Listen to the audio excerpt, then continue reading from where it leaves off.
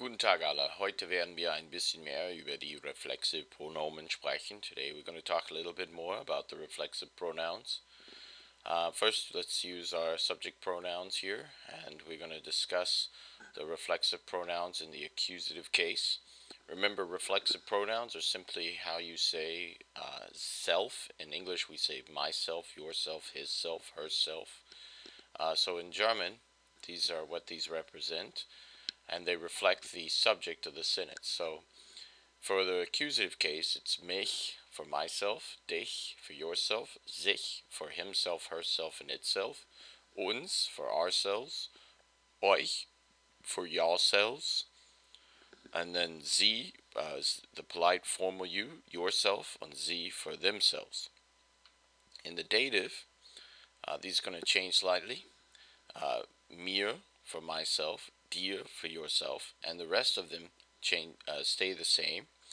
So really the only changes you have between the accusative and the dative with the reflexive pronouns is in the first person singular and the second person singular.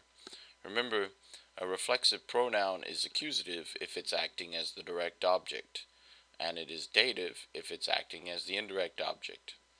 And a little bit later on in this video, you'll see what I mean. Okay, so we're going to start off by just doing some examples here. We want to say in Nummer 1, we amuse ourselves every day. Wir amüsieren uns jeden Tag. Nummer 2, ich habe mir meinen Fuß verletzt. In English, we would often just say I have hurt my foot and leave out the reflexive pronoun, but in German, this is put in, and it's an indirect object here, so therefore mir. Wirst du dir ein Buch kaufen? Will you buy what? A book. For who? Yourself. The yourself here is acting as an indirect object, so it's dir, not dich. Jeden Morgen rasiere ich mich. Every morning I shave myself. Du sollst dir ein Buch mitbringen. Ich habe mich erschrocken. Ich will mich vorstellen. I want to introduce myself. Soll sich benehmen. He should behave himself. Du sollst dich sehen, you should see yourself. Und ich habe mir mein Haar gewaschen. I have washed my hair myself. Wir müssen uns hinsetzen. We have to set ourselves down. Ich befinde mich in der Schule. I find myself in the school. Sie muss sich daran gewöhnen. She must get used to that herself. Ich werde mir eine Kamera kaufen. I will buy myself a camera. Again, what are you buying? Camera, for who? Myself, so that's the indirect object, therefore mir. Du hast dir einen Hund gefunden.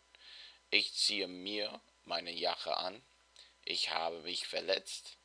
Und ich habe mir meine Hand verletzt.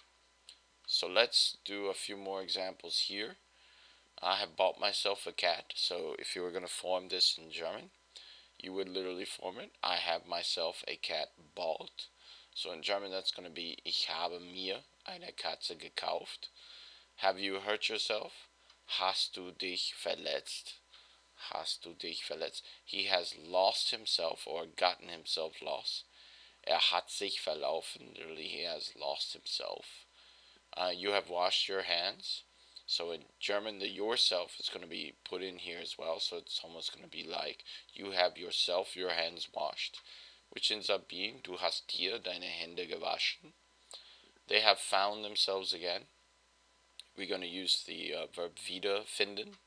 So sie haben sich wiedergefunden. He has not seen himself.